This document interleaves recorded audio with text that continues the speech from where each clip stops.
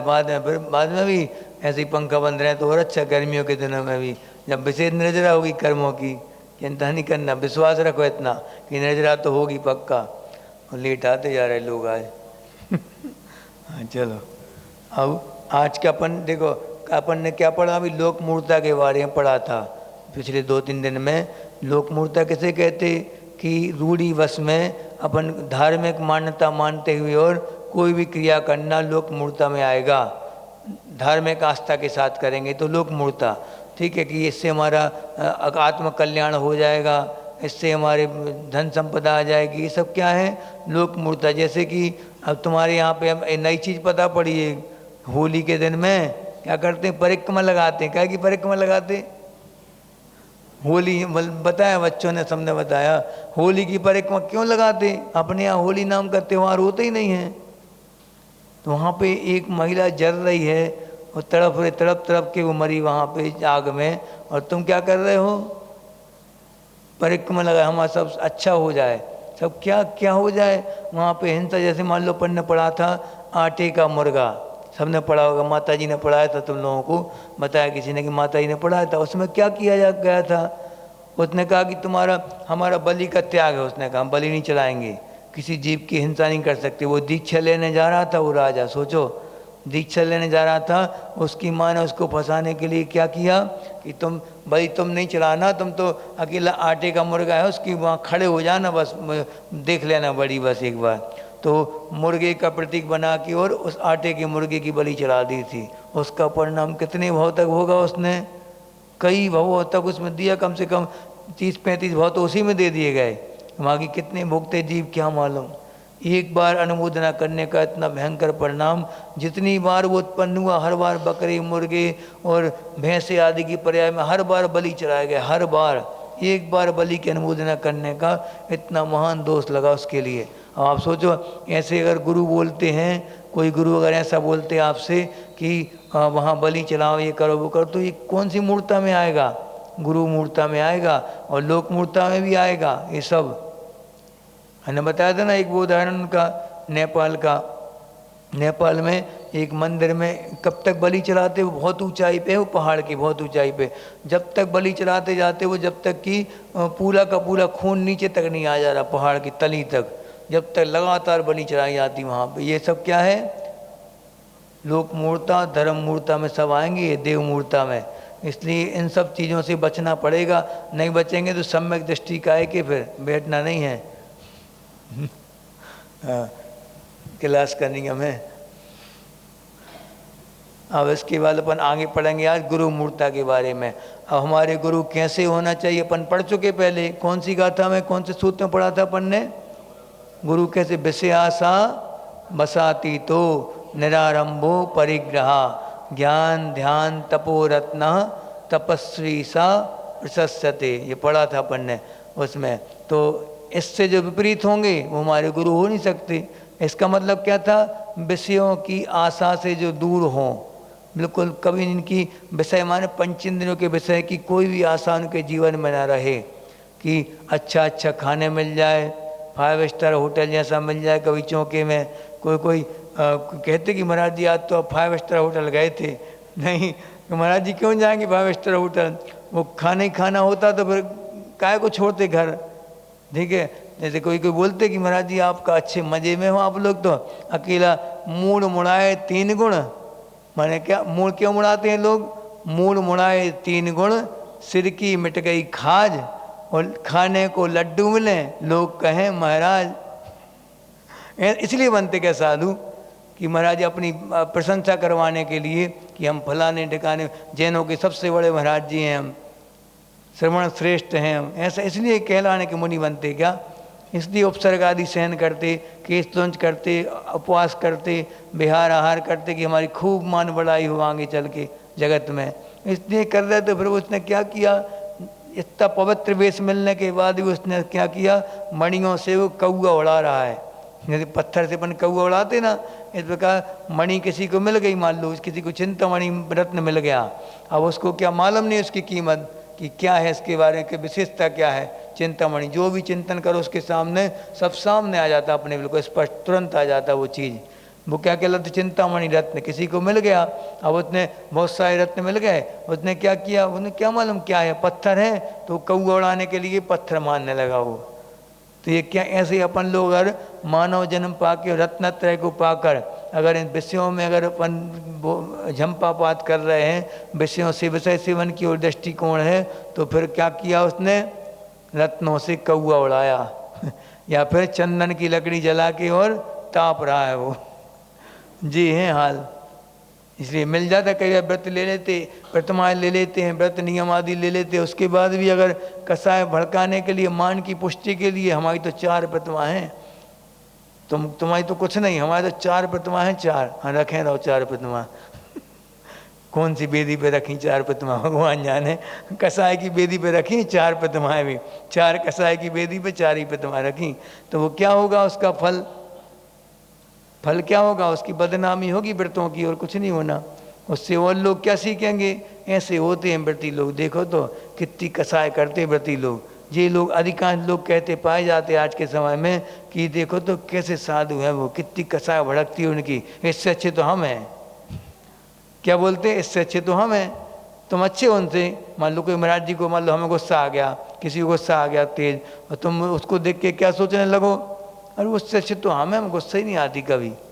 तो फिर बाद में तुमसे यही पूछा जाएगा कि जे तुम्हें सब अनुकूल साधन मिल रहे हैं, अच्छी आज्ञाकारी पत्नी मिल गई, आज्ञाकारी बेटे मिल गए, आज्ञाकारी मम्मी मिल गई, सब कुछ बिल्कुल हाथ पे सब कुछ मिल रहा है, तो कोई भी कह देगा हम तो बिल्कुल निराकुल है महाराज जी, आपको तो फिर भी आकुलता है, आहार करना, कीर्तन करना, विहार करना, हमें कोई आकुलता ही नहीं है जीवन में, आपसे ज़्यादा श्रेष्ठ तो हम हैं। जैसे कई लोग कह जाते महाराज जी लोगों से कि आपको तो कितनी आकुलता है, स्वाध्याय में जाना, समय पे जाओ, और कोई आ गया तो उसको खड़ा करो, ये सब क्या आकुलता है, हमें कोई आकुलता ही नहीं है, न काम न धंधा न कुछ। जानती से हीरा का व्यापार करते हैं, 1 महीने में 1-2 महीने में एक आध व्यापार हुआ और लाखों रुपए पट, गद्दी पर लौटते रहो दिन भर, कोई काम ही नहीं, निराकुल निश्चिंत है बिल्कुल पूरी तरह से। तो ऐसे व्यक्ति को थोड़ी सी भी प्रतिकूलता आती है, फिर समझ में आती कि क्या क्या कहलाती समता, क्या कहलाती निश्चिंता। जैसे नमक डालना भूल जाए कोई नौकर मान लो 1 आध दिन, फिर देखो उनका मुंह अंदर घुसेगा नहीं, वो कोर घुस भी गया तो अंदर वो नीचे नहीं उतरेगा वो, क्यों, क्योंकि नमक नहीं है। थोड़ी सी प्रतिकूलता आई उस समय अपनी निश्चिंता निराकुलता सब एक तरफ धरी रहती है आप लोगों की। महाराज जी लोग तो थोड़ी बहुत मान लो कसाय कभी भड़क भी गई तो कितनी देर के लिए, 48 मिनट के लिए है बस।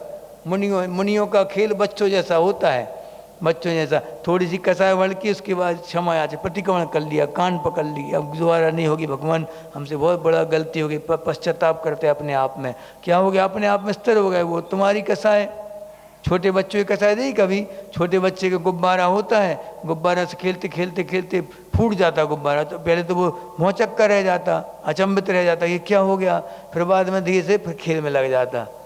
बस क्या हुआ, उसको उसके पापा ने बोला कि बेटा गुब्बारा है, फूट गया, कोई बात नहीं, चलो नया ले, अच्छा गुब्बारा, बस खेल में लग गया, वो समझ गया।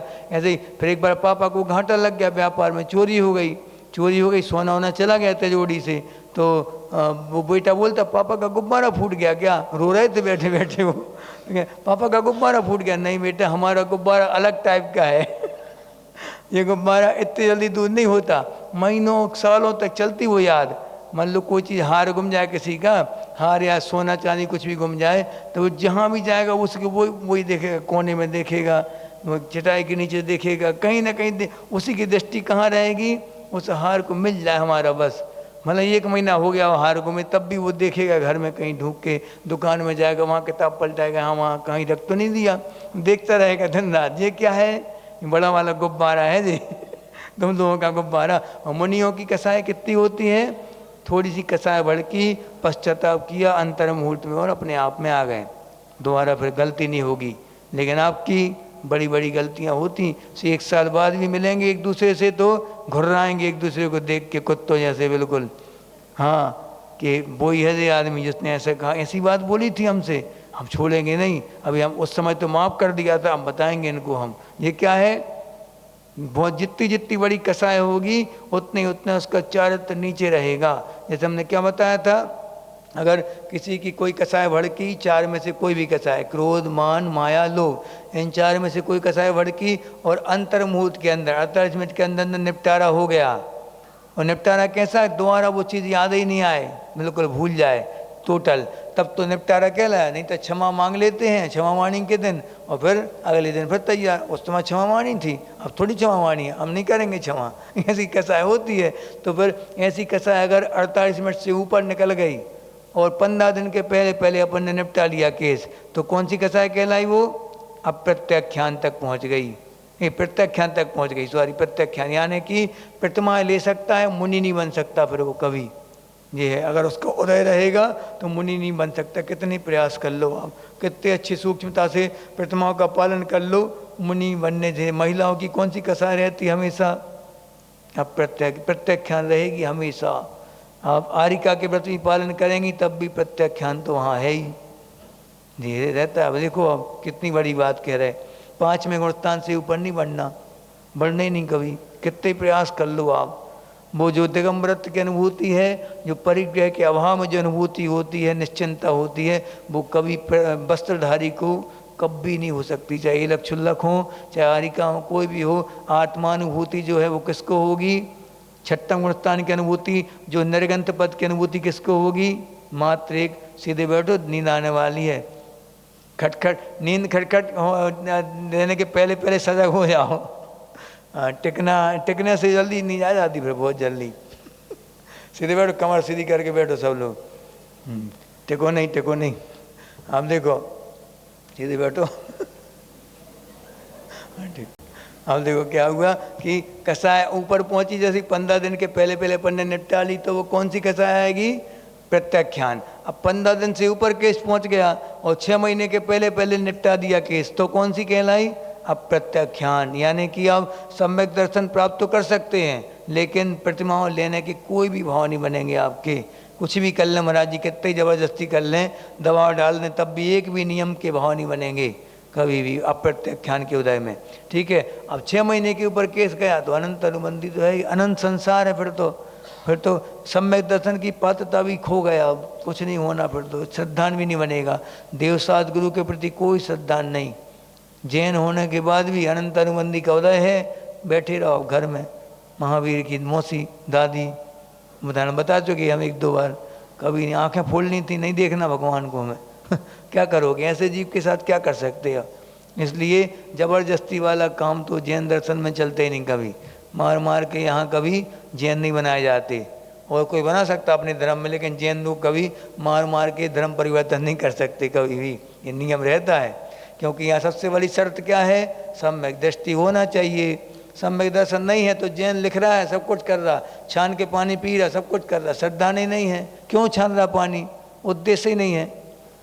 चीटी को महाराज जी मान लो कोई मित्र दृष्टि मुनिराज हैं और मुनि हैं, मित्र दृष्टि सब कुछ पालन कर रहे, अंगों का ज्ञान भी सब कुछ है, लेकिन क्या कर रहे, चीटी को एक सम्यक दृष्टि मुनिराज ही बचा रहे, चीटी के लिए मित्र दृष्टि मुनिराज बचा रहे। अब दोनों की बचाने में अंतर क्या है, चीटी को बचाने में बताओ क्या अंतर है दोनों की सोच में। एक की सोच क्या है, मिथ्या दृष्टि जो मुनिराज हैं अभव्य हैं, वो क्या सोचते हैं कि अगर ये चीटी मर गई मेरे द्वारा तो मेरे अहिंसा व्रत को धक्का लगेगा और मैं वो नहीं पा पाऊंगा जो मुझे पाना है। क्या पाना है, स्वर्गों के सुख पाना है। हम बताओ, और सम्यक दृष्टि मुनिराज क्या सोचेंगे कि जैसी मेरी आत्मा है वैसी ही आत्मा इस जीव के अंदर है। मुझे कोई अगर कोई धक्का लगता है, चोट लगती है, कोई मुझसे कोई वचन कहता है, कोई मेरे ऊपर वजन रखता है, तो मुझे तकलीफ होती कि नहीं होती, वैसी तकलीफ उस जीव के लिए हो रही होगी। छोटा सा जीव, शुद्ध जीव है, मेरे द्वारा किसी जीव की हिंसा नहीं हो भगवान। मैं कभी भी ये पाप नहीं करना चाहता, वो पापों से डरा हुआ होता है, इसलिए वो कौन है, सम्यक दृष्टि जीव है। अब आप सोचो कितना अंतर हो गया, सोच बचा, एक क्रिया दोनों एक सी कर रहे, लेकिन सोच का फर्क है पूरा। इसे कहते हैं क्या, चारित्र। चारित्र जिसके अंदर आता है, चारित्र जब भी आएगा नियम से सम्यक दर्शन सम्यक ज्ञान के साथ ही आएगा। बिना सम्यक दर्शन के चारित्र हो नहीं सकता कभी, बिना चारित्र के सम्यक दर्शन तो हो सकता, लेकिन चारित्र यानी पापों से दूर होते जाना चारित्र कहलाता। अगर आप कुछ अंशों में दूर होगे तो आप अनुगति कहलाओगे। एक देश चारित्र्य होगा आपका। और अगर पूरी तरह से विरक्त हो गए, 5 पापों का पूरी तरह से त्याग कर दिया, तो फिर कौन कहलाओगे? महाव्रती।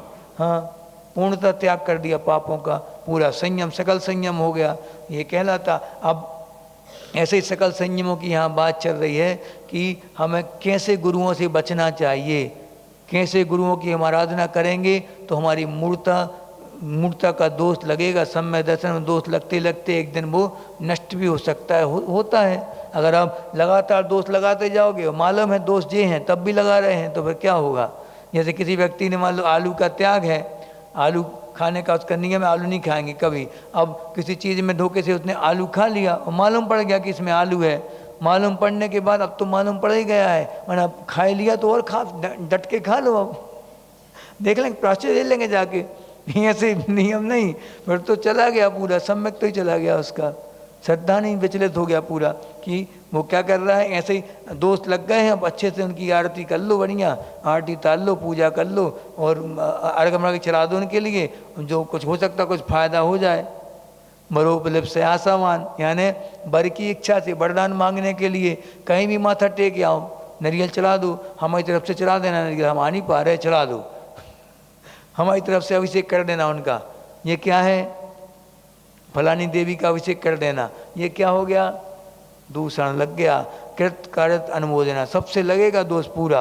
कृत माने स्वयं करना, कार्यत यानी करवाना, अनुमोदना यानी बहुत अच्छा किया, अच्छा और लगे रहो लगे रहो। ये क्या है? अनुमोदना। इन सबसे बचता है सम्यक दृष्टि। दोस्त तो सब जगह से लगेंगे आप, इसलिए अपने कम से कुछ नहीं कर पा रहे, चारित्र का पालन में समर्थ नहीं है अपन। कुछ कुछ नियम लेते जाओ, जितना अपनी से हिम्मत हो उतने नियमों का पालन हमेशा जीवन में करते जाओ।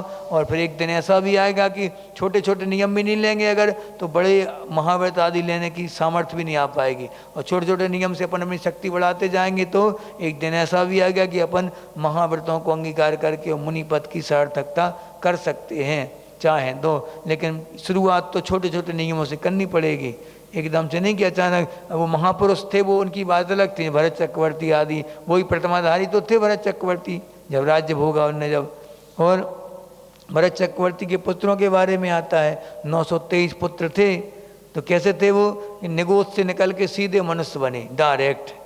अब जो निगोद से सीधे नित्य निगोद से निकले और सीधे कहाँ आ गए? वो चक्रवर्ती की पटरानियों के माने रानियों के गर्भ में आ गए। 923 पुत्र थे इकट्ठे।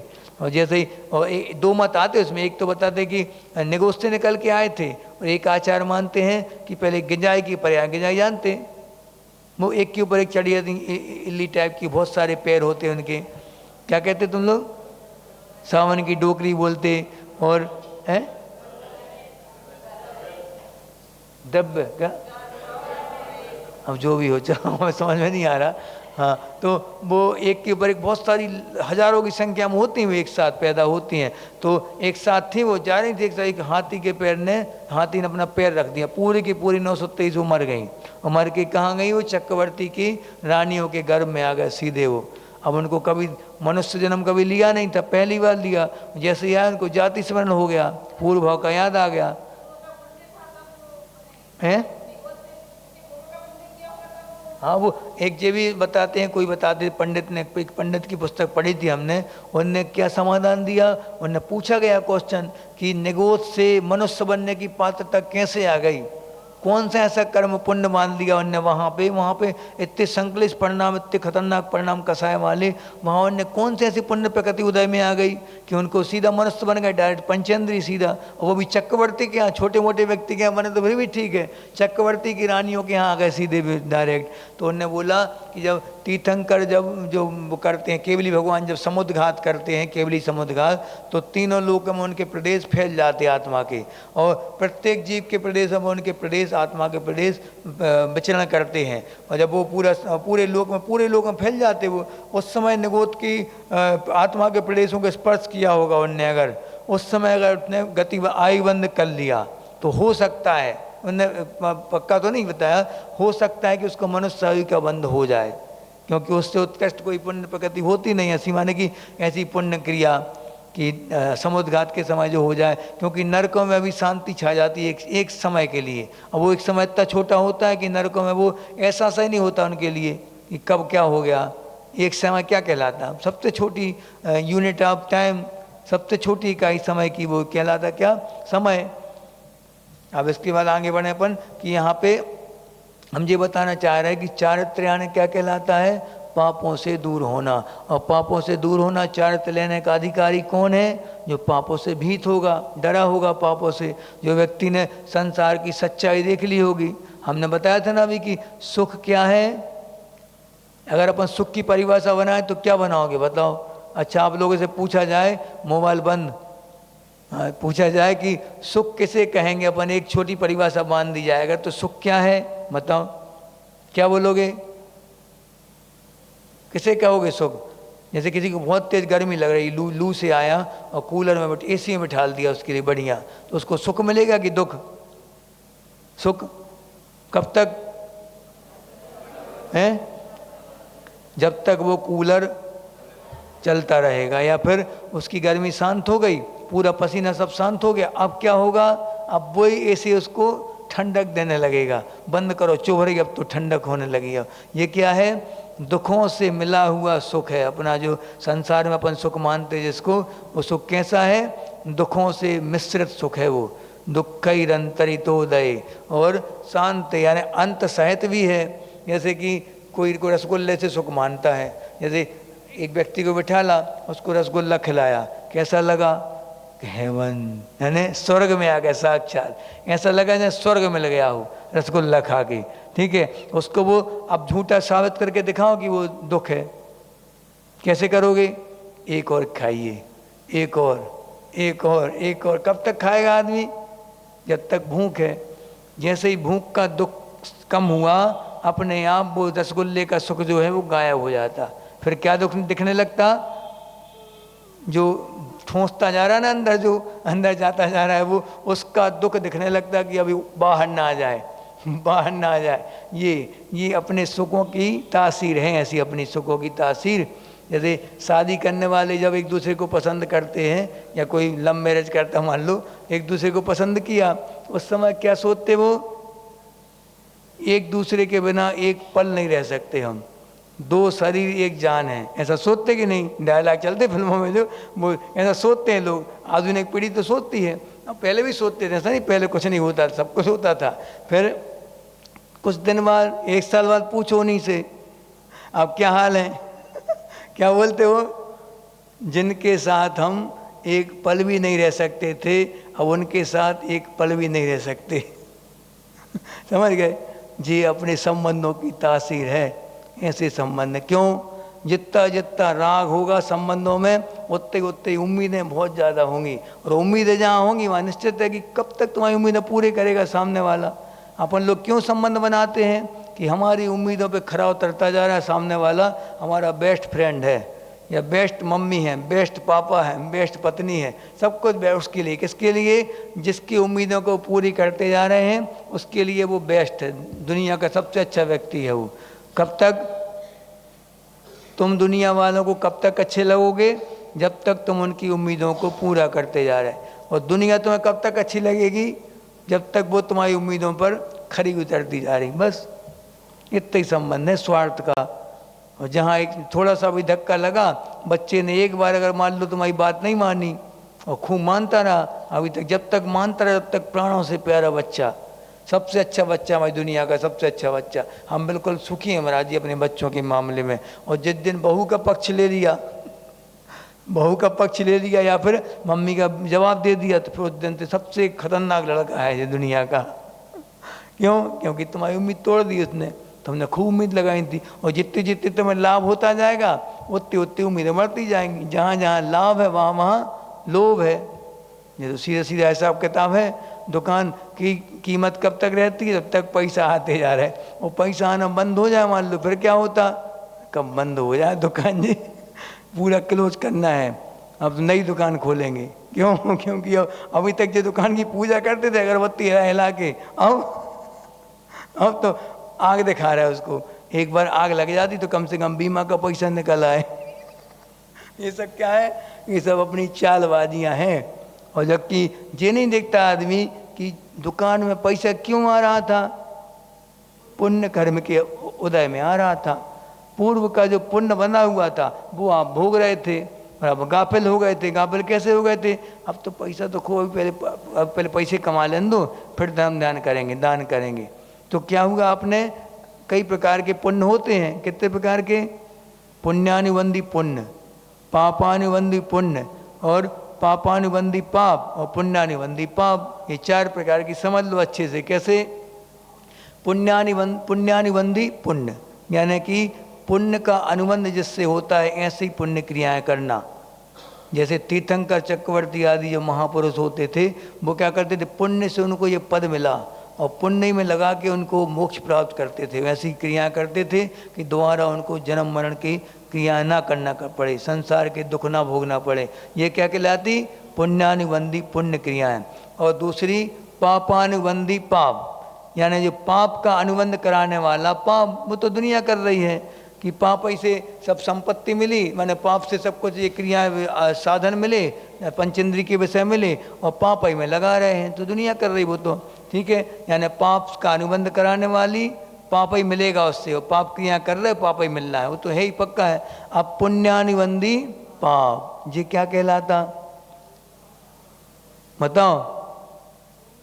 पुण्य का अनुबंध हो रहा है, पुण्य बन रहा है, लेकिन क्रिया कौन सी है?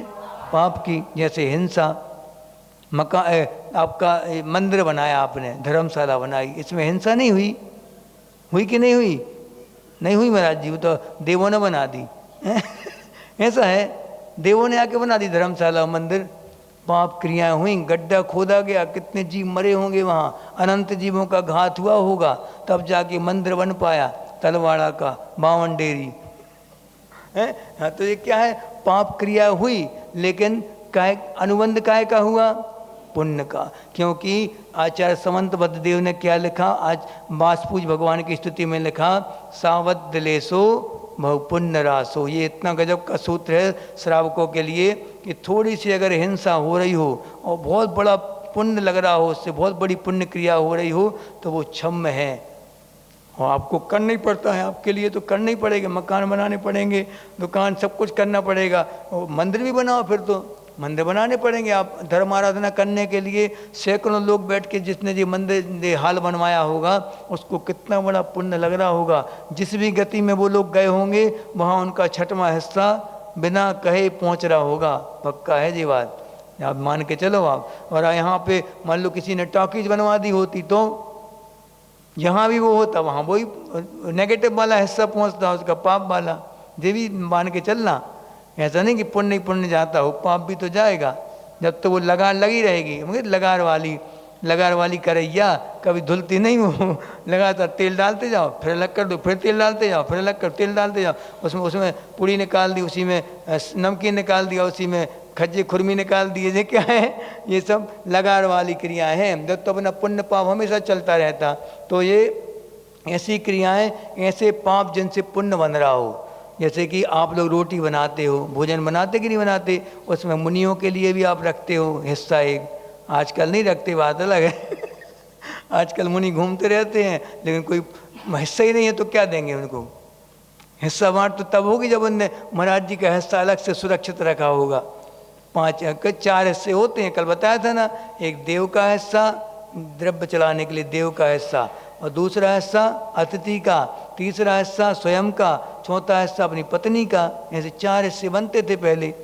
आज के समय में एक ही हिस्सा हो, एक ही तो महाराज जी कम पड़ जाता आपको क्या खिलाएं हम ऐसा हमारे कौन पीसे मर्यादा का भोजन कौन बनाए? जबकि हमारे ख्याल से अधिकांश घरों में चक्कियाँ तो हैं ही, सभी घरों में है। और क्या दिक्कत है 3 दिन में पीसने में? शुद्ध खा लोगे तो क्या बिगड़ जाएगा? 1-2 दिन का अंतर पड़ता होगा, 4-5 दिन चला पाते होगे आप। जो आटा पीसते होगे या जो भी मर्यादा की चीज़ पीसते होगे, वो 4-5 दिन में आपकी समाप्त हो जाती होगी। ज़्यादा थोड़ी पीस लेते कि टंकी भर के पीस लिया, ऐसा है क्या? 4-5 दिन में अपना समाप्त हो जाता वो राशन पानी। फिर दोबारा इसे 3 दिन में पीस लो, ठंडी के दिन में 7 दिन में पीस लो, और गर्मी के दिन में 5 दिन में पीस लो। मर्यादा हो गई। और खुद भी खाओ, महाराज जी को भी खिलाओ।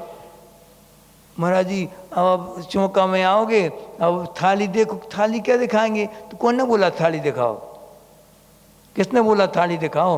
महाराज जी बोलते कि थाली दिखाओ? मैं हमें ये आइटम खाना, ये खाना, ये बोलते क्या, ये और बोलते कि ये नहीं खाना, ये नहीं खाना, ये नहीं खाना।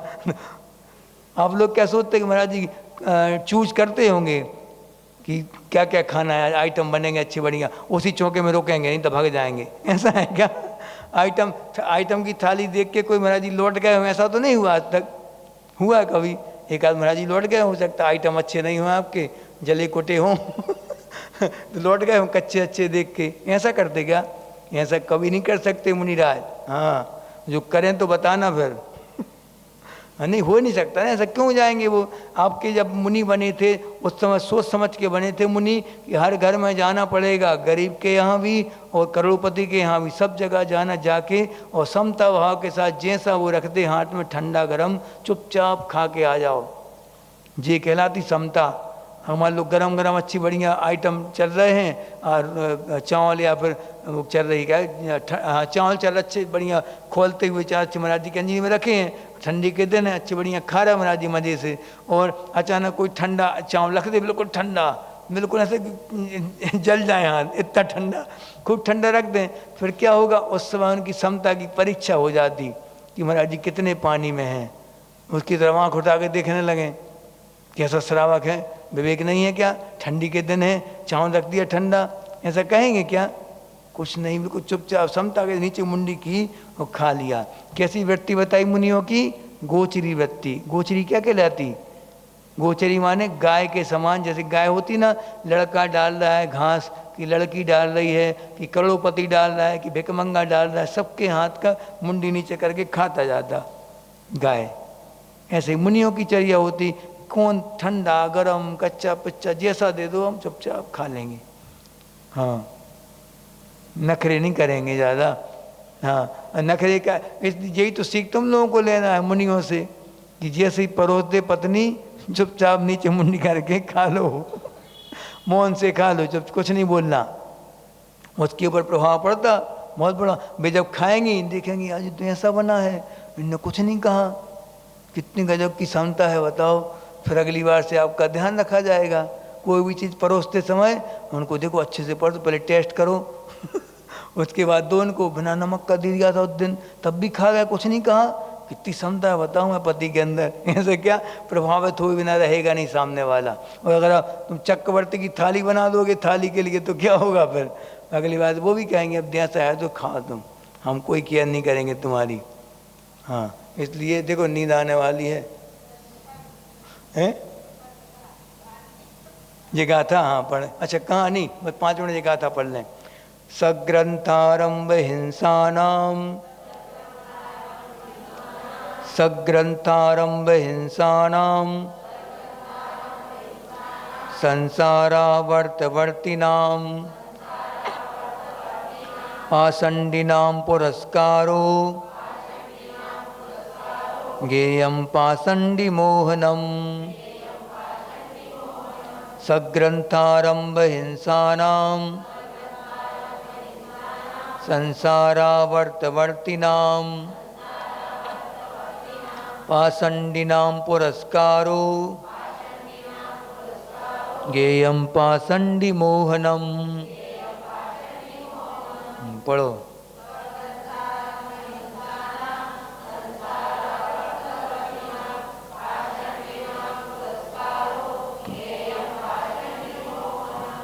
हाँ, अब देखो सा लगा आगे, सा ग्रंथ, सा आरंभ, हिंसा, सा हिंसा, सब में लगा ना सा, सा यानी सहित, जो ग्रंथ सहित, ग्रंथ यानी परिग्रह, परिग्रह वस्त्र आदि हैं, कटोरे हैं, या थाली आली है, या फिर प्लाट है उनके खुद के, और खेती है उनके नाम की, तो ये सब ग्रंथ कहलाएंगे। परिग्रह के दासीदार नौकर चाकर हैं, महाराज जी की तनख्वाह दे रहा उनके लिए अपने हाथ से, ये क्या है? ये सग्रंथ कहलाएंगे वो।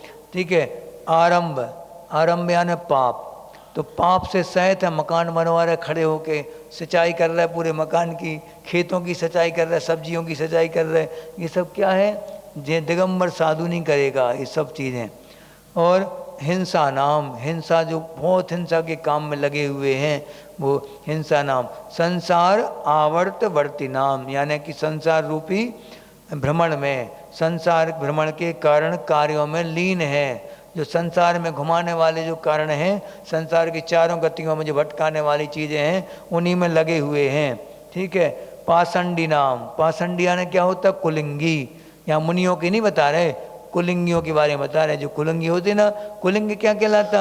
हमने कल बताई थी ना, देव, अदेव, कुदेव और देवादिदेव, चार होते देव। ऐसे यहाँ पे लगा लेना कि कुगुरु ने गुरु, फिर अगुरु, कुगुरु और गुरु नाम गुरु, ऐसे कई प्रकार के लगा सकते हैं अपन। ठीक है, चाहे तो देखो कैसे कि कुलिंगी कौन कहलाते?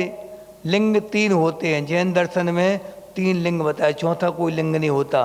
कौन कौन सा? एक तो एलक छुल्लक का, सबसे पहले मुनियों का लिंग, ठीक है, दिगंबर अवस्था यथाजात लिंग कहलाता वो। दूसरा आरिकाओं का, और तीसरा एलक छुल्लक का लिंग। ये तीन लिंग के अलावा चौथा कोई लिंग जिन शासन में होता नहीं कभी। एक आचार्य कुंद देव ने बोला है। हाँ ठीक है, तो ये बता रहे कि कुलिंगी कौन कहलाएंगे? जो कि छाल आदि पहनते हैं, भस्म आदि रमाते हैं, जटा जूट रखाते हैं, अपने पास स्त्री रखते हैं, माला आदि पहनते हैं, और त्रिशूल आदि रखते हैं, अस्त्र शस्त्र रखते हैं, वो कौन कहलाते हैं? कुलिंगी कहलाए, कुगुरु। ठीक है। अब इन कुगुरुओं से कैसे बचना अपन को? ये कैसे हैं? ये उपल नाव, यानी कि पत्थर की नाव के समान है, जो कि खुद भी डूबेंगे और हमें भी डुबा देंगे। कितने ही प्रभावी हो, रिद्धि सिद्धि वाला हो कितने ही, लेकिन उससे प्रभावित कभी नहीं होना। जब छुल्लक जी गए थे, जब रेवती रानी वाली कहानी, अच्छा अपन इसी में अपन वो कर लेंगे। ठीक है, रेवती रानी कहानी इसमें शामिल हो जाएगी अपनी। पाषंडी नाम पुरस्कार, यानी कि पाषंडी नाम यानी कि ऐसे पाषंडियों का पुरस्कार, यानी उनकी प्रशंसा करना, उनको आगे आगे करना, हर काम में उनसे पूछना, उनके हाथ पैर दबाना, उनकी भक्ति करना, उनके पास जाना, बार बार उनके घरों में आना जाना करना, उनके आश्रमों में जाना, ये पुरस्कार कहलाता है ना। उनका समर्थन किसी प्रकार से होना नहीं चाहिए, होगा तो फिर क्या होगा? उनको और बल मिलेगा कि देखो जो सबसे बड़ा धर्म माना जाता था, सबसे महान धर्म जैन धर्म, वहाँ के लोग तक हमारे पास आ रहे हैं।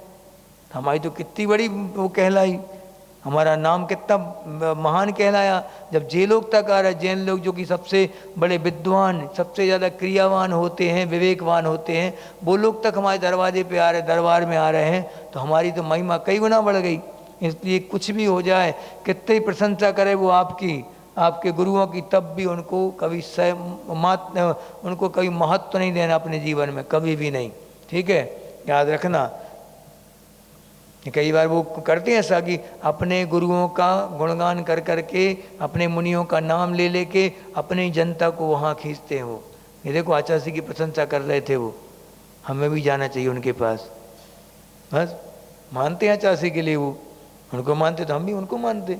नहीं ऐसा करोगे तो फिर गड़बड़ हो जाएगा।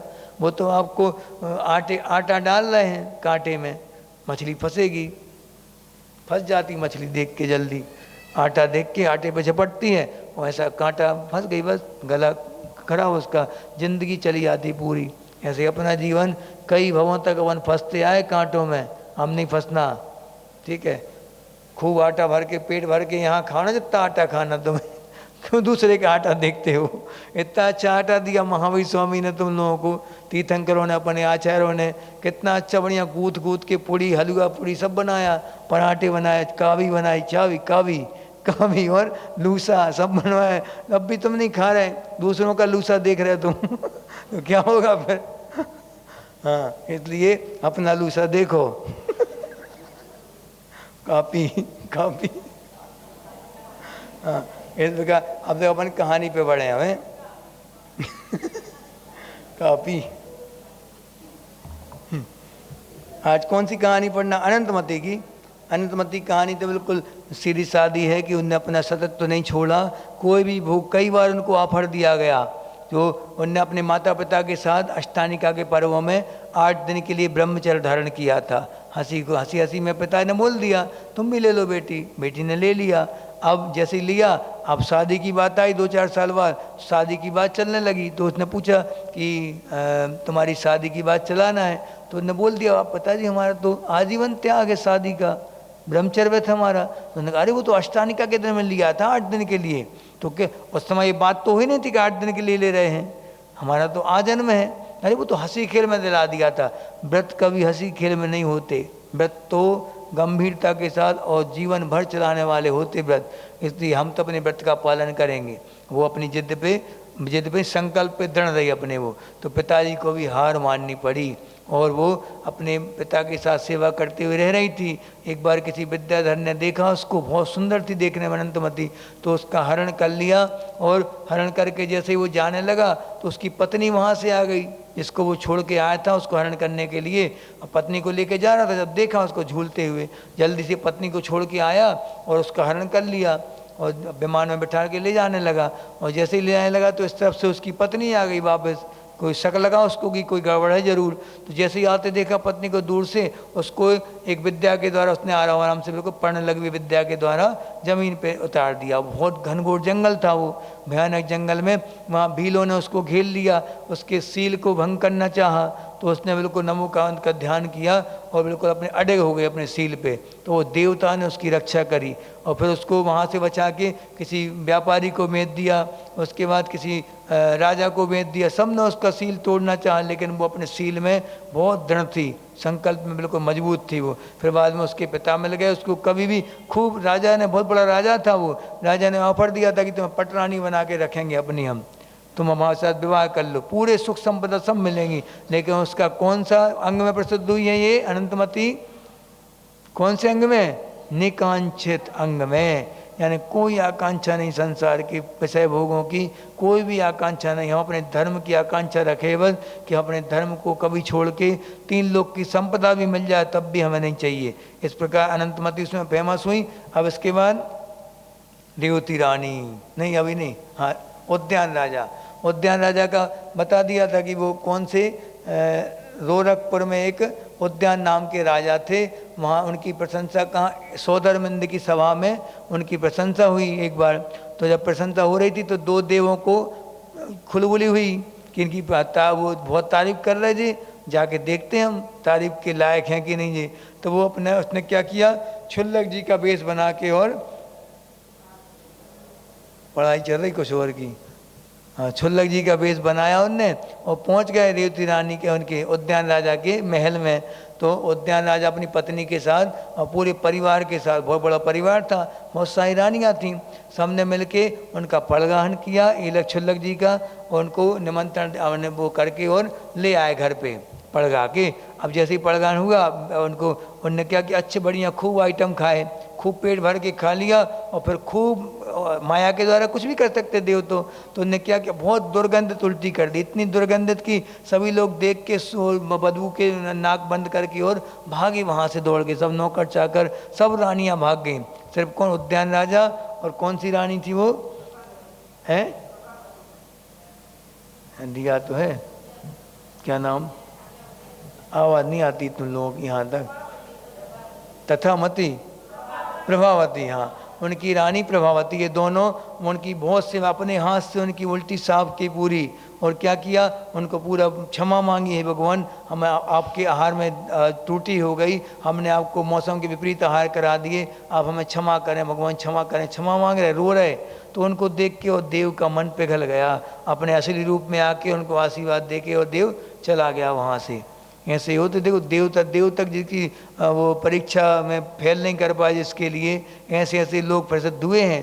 ये फालतू लोग थोड़ी हैं जी कि इतनी गंदगी झेली होगी। एक बार हम एक महाराज जी के यहाँ कराने गए थे, बहुत ज़्यादा अस्वस्थ थे वो, और उनके लिए पेट में कृमि हो रही थी, पेट में बहुत ज़्यादा दिक्कत थी उनके लिए। तो जिस चौके में आहार हुए वो डॉक्टर थे वो, तो वहाँ पे जब आहार होने के बाद उनको बहुत एकदम वहीं पे मल हो गया उनका, वहीं पे पाटे के ऊपर उनको इतने तेज माना वो वायु बनी उनकी कि वो मल निकल गया उनका, और वहीं पे गिर गया पूरा। तो हम लोग, हमें कोई गिलानी नहीं है, तो अपना ये धर्म है, साधर्मी हमारे वो भाई है हमारा, उसकी सेवा नहीं करेंगे क्या हम? अपने मुनियों की सेवा नहीं करेंगे? और वो तो सौभाग्य है कि मुनि की सेवा करने का अवसर मिला। तो वो हम जैसे ही करने लगे, वो डॉक्टर साहब बोलते, महाराज जी पहली बार हमें ये मौका मिला है, आप कृपया करके ये मौका हमसे छीने ना। देखो कितने महान विचार थे उनके, जबकि बहुत ऊंची क्वालिटी के डॉक्टर थे वो, और सबसे नंबर 1 के डॉक्टर थे वो शहर के सबसे बड़े डॉक्टर। नाम नहीं लेंगे हम, शहर का नाम भी नहीं लेंगे, ना महाराज का नाम लेंगे और ना उस डॉक्टर का नाम लेंगे। तो क्या किया उन्होंने, अपने हाथों से उन्होंने वो मल को साफ करके ट्रे में रख के बाहर तक फेंकने गए। पाटा साफ किया, महाराज जी को पूरा साफ किया अपने हाथ से स्वयं, बेसन से शुद्धि करी पूरी उनकी। ये क्या कहलाती, निर्विक चिकित्सा। आज भी ऐसे ऐसे व्यक्ति हैं, प्रतिमाधारी हैं वो भी। और फिर उसके बाद उन्होंने फिर प्रतिमाएँ ली आके। मैंने बता रहा कि आज के समय में भी इतनी गिलानी को जीतने वाले लोग आज भी मौजूद हैं। मुनि तो करते, आचार्य जी ने अपने गुरु की क्या सेवा करी। देखो आचार्य ज्ञान सागर जी की ऐसे ही थोड़ी कि पूरी, कितने सभी लोग उनके लिए मान्यता मानते हैं गुरु जी के लिए। देश विदेश सभी जगह गुरु जी के नाम का डंका बजता। क्यों, इतनी सेवा करी उन्होंने वृद्धावस्था में अपने गुरु की कि अपने हाथ में सोच करवाते थे डेली उनके लिए। मान लो अचानक कोई ट्रेवल की व्यवस्था नहीं हो पाई तो क्या करते थे, अपना हाथ लगा देते थे ऐसा, और उसके बाद साफ करके आते थे और फिर से सेवा में लग जाते थे। जो खा के आते 10 मिनट में जितना खा लिया, अपना शरीर कभी नहीं देखा उनने। उनके लिए आचार्य ज्ञान सागर जी के लिए साइटिका का रोग भी था और एक और गठियावाद भी था। गठियावाद में क्या होता कि ज़्यादा ठंडी हवा नहीं ले सकते और इसमें भयंकर गर्मी लगती। दोनों प्रकार से वो आचार्य बंद कमरे में रहते थे, बिल्कुल टोटल बंद रहता था कमरा पूरा, कितनी गर्मी हो। और वहाँ अजमेर की इतनी भयंकर टेम्परेचर में, जहाँ 46-47 टेम्परेचर जाता था, वहाँ की गर्मियों में भी वो तुरंत आहार करके आते थे। आचार्य बोलते थे कि आहार करके जैसे ही आए, रेगिस्तान की जब लू चलती थी जब भयंकर, तो आते आते ऐसा लगता था कि एक बूंद भी पानी ना पिया हो, जैसे ज्यों का त्यों गला हो जाता था पूरा सूख के। और दिन भर बंद कमरे में रहते थे, पसीना पहुँचते रहते दिन भर, 1 मिनट के लिए भी बाहर जाके और हवा नहीं लेते थे वो खुली हवा में। जबकि वो थोड़ी बीमार थे, बीमार तो ज्ञान सागर जी थे, लेकिन सेवा में, इतनी सेवा में तत्पर थे वो अपने गुरु की। कभी भी उन्होंने 1 सेकंड के लिए भी प्रमाद नहीं किया अपने गुरु की सेवा में। तो ऐसे गुरु और ऐसे शिष्य की जोड़ी इसलिए तो अमर हो गई वो जोड़ी। तो अपन यहाँ पे ये बता रहे कि और ऐसे कैसे गिलानी को जीते बिना कभी भी वैयावर्ती कोई नहीं कर सकता। अच्छे जो आप लोग आइटम जो बनाते हैं, या मान लो महाराज जी को उल्टी हो जाती, या फिर जो महाराज जी के पात्र में जो गिरता है ना, जल गिर रहा है या फिर दूध गिर रहा है, तो ऐसे यदि साड़ियाँ कर लेती कई महिलाएं तो ये साड़ी पोस्टेगा भी गंदी हो जाएगी साड़ी, गंदी नहीं पवित्र हो जाएगी वो साड़ी। ये सोचो, कई बार महाराज लोगों को खांसी चलती है या फिर वो उबासी आ रही या कुछ भी हो रहा या गैस बढ़ रही है इनके लिए, तो उस समय देख के नाक सकोड़ने लगते कई श्रावक लोग। ये क्या है, निर्विक चिकित्सा अंग कहाँ है आपका, कौन से सम्यक दर्शन में हो आप? अलग से कोई सम्यक दर्शन प्राप्त कर लिया हो तो बता दो, विधि कोई दूसरी हो जो तुम्हें मिल गई हो।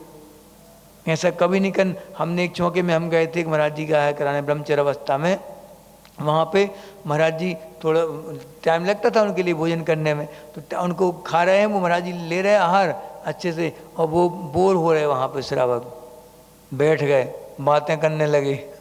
हाँ, बोर हो रहे थे, कब होंगे इनके आहार। उसे बार बार हम देख रहे हैं उनके लिए कि ये क्या कर रहे हैं।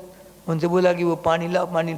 हाँ ठीक है, गुस्से में, मैंने ऐसे कि चिड़ छूट रही उनके लिए कि महाराज जी कब बैठेंगे, 1 घंटा 1.5 घंटा हो गया अभी तक नहीं बैठे, पैर दर्द करने लगे, हम कब भागेंगे जी महाराज जी। ऐसे ऐसे विचार मन में आ जाते, आप सोचो। इसलिए तो बोला गया कि 7 गुणों से सहित होगा वो ही श्रावक कहलाएगा। दाता कौन कहलाता, जो 7 गुणों से सहित हो वो दाता कहलाता। अभी अपन एक बार चर्चा करेंगे जब दान का विषय आएगा, बहुत अच्छा विषय आना आगे दान के बारे में, तो उसकी चर्चा अपन बाद में आज अपन ये करेंगे कि वैयावर्ती करना सबसे बड़ी विशेषता होती कि सम्यक दृष्टि की पहचान वहीं से मालूम पड़ जाती कि इसने गिलानी को कितना जीता। डॉक्टर लोग देखो गिलानी को जीतते, लेकिन हालांकि उनका उद्देश्य कुछ और होता है, पैसे कमाना या शरीर की दृष्टि रहती है उनकी, लेकिन सम्यक दृष्टि का लक्ष्य क्या है, ये शरीर ये तो मलमूत्र का पिटारा है, लेकिन इसके अंदर जो बैठे गुणों के आराधक हैं वो हमारे देव हैं, वो हमारे गुरु हैं, उनकी हम सेवा कर रहे, ना कि इस शरीर की कर रहे। वो तो गुणों की पूजा होती है यहाँ पे जैन दर्शन में, तो सम्यक दर्शन, सम्यक ज्ञान, सम्यक चरत्नत्रय के धारी है, इसलिए इनकी देह पवित्र है, इसलिए हम इनकी सेवा करेंगे। और अन्य साधन में की सेवा क्यों करते हैं, क्योंकि ये भी आगे चल के रत्नत्रय को धारण करेंगे और ऊंचाइयों को छुएंगे, इसलिए हम इनकी सेवा कर रहे हैं। इसलिए सेवा में कभी पीछे नहीं हटना, कभी भी गिलानी नहीं करना है।